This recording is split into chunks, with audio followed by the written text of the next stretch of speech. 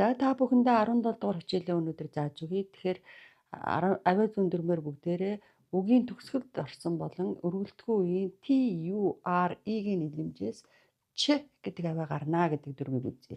За тэгэхээр одоо энэ хоёр үетэй үг гэж байна. Байгаль гэдэг үг. Тэгэхээр энийг бид нар хоёр хуваагаад уншина. Нэгдүгээр үеийн задгаа байгаа учраас нэ гэж хэлээд TURE-ийн нийлэмжийг түрэ гэж уншихгүй ч гэд уншчихна. Тийм учраас nature. За дараа нь одоо энэ бас хоёр үетэй үг гэж энэ соёл гэдэг үг culture. Культурэ гэж уншиж болохгүй. Бид нар ч одоо натур төв өдр гэж яриад байдаг. Тэхгүй нах нь шүү дээ. Байгаль гэдэг nature. Соёл culture. За дараа нь бүтэц зохион байгуулалт гэдэг утгатай structure. Хоёр үетэй structure. За зураг гэдэг үг байна. Picture. Picture гэж уншиж ерөөсөө болохгүй хань шүү дээ. Future. За энэ ирээдүй гэдэг үг. Future simple tense гэх юм бол жирийн ирээдүй цаг гэдэг. Past, бэлчээр, departure. 3 үетэй үг байна. 2 дугаар үе үргэлжлэлтэй учраас departure. Онгоц хөөрхийг хэлдэг. Хөөрх. Departure time гэх юм бол онгоц хөөрөх цаг гэсэн үг. За agriculture. 4 үетэй байна. Agriculture. Хөдөө аж ахуй.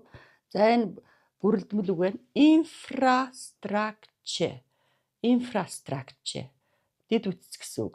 За дахиад уншия. Nature, байгаль, culture, соёл, structure, бүтэц зохион байгуулалт, picture, зураг, future, ирээдүй, past, за бэлчээр, departure, хөөрөх цаг, agriculture, хөдөө аж ахуй, infrastructure, за тэгээд дэд бүтэц гэсэн үг, literature, утга зохиол, temperature, температура буюу одоо нөгөө дулааны хэм гэсэн ийм үгнүүд байдаг. За тэгэхээр TURE-ийн нийлэмжийг бид нар ч гэж унших нь шүү дээ.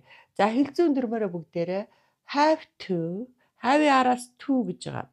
He, she, it дээр has гэж байгаа to гэж байгаа. Үүлэг нэмээд ахаар өгүүлэгч итгээд өөрөө нэг их айхтар хүсээгүй ч гэсэн нөхцөл байдал шаардж байгаагийн улмаас аргагүй ихэнд үйлдэж байгаа үйл болдог учраас дурамжхан үгээсээр орчуулдаг. Нэгдүгээр бидрээс бол тгий да, тэгдэг байх та гэд.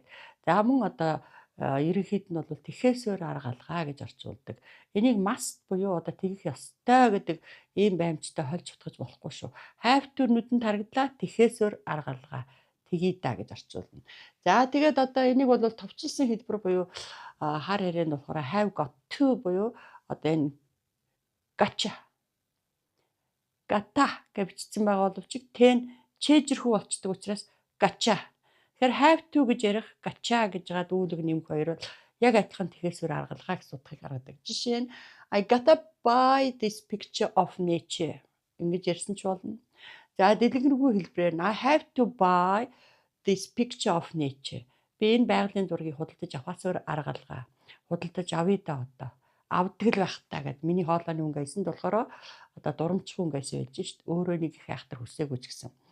За you gotcha. So you have to change the infrastructure of the Hurd Rapid town гэвэл за чи Hurd Rapid хотхны дэд бүтцийг өөрчлөхөөсөр аргалгаа. Gotcha change. Have to change. My friend, he, she учраас has to. Эсвэл my friend gotcha work in the field of agriculture. Миний найз хөдөө аж ахуйн салбарт ажиллахаасөөр аргалгаа гэж.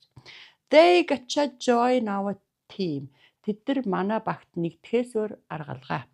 We have to know, эсвэл we gotcha know departure time of the flight number 21057. За бид нар 21:57 нислэгийн хөөрөх цагийг мэдхээсээр аргалгаа. Мэдхгүй бол болохгүй байна гэсэн ийм утгыг гаргадаг байна шүү дээ.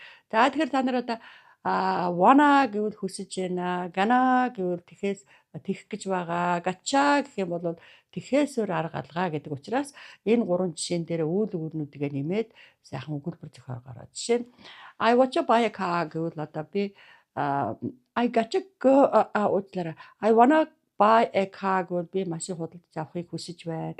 I gonna buy a car гэвэл би машин худалдаж авах гэж байгаа. I gotcha buy a car гэвэл одоо би машин худалдаж авахаас өөр арга алгаа гэдэг. За we wanna build the house гэвэл бид нар байшин худалдаж авахыг хүсэж байна. We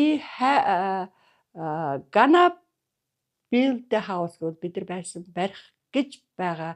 We gotcha build the house гэвэл бид нар байшин барихаас өөр аргалгаа гэд. Тэгэхээр нэг үйл үг авч байгаа. Одоо жишээ нь сагсан бөмбөг тоглох ч гэдэг юм уу, ялуу хийх, дуулах гэх мэтийн мэддэг үгнүүдээ авч агаад 3 хуургаад үзээд байгаараа. 90 даалгавраар ийм өгүүлбэр 5-10-ыг зохиогоорой. Баярлалаа.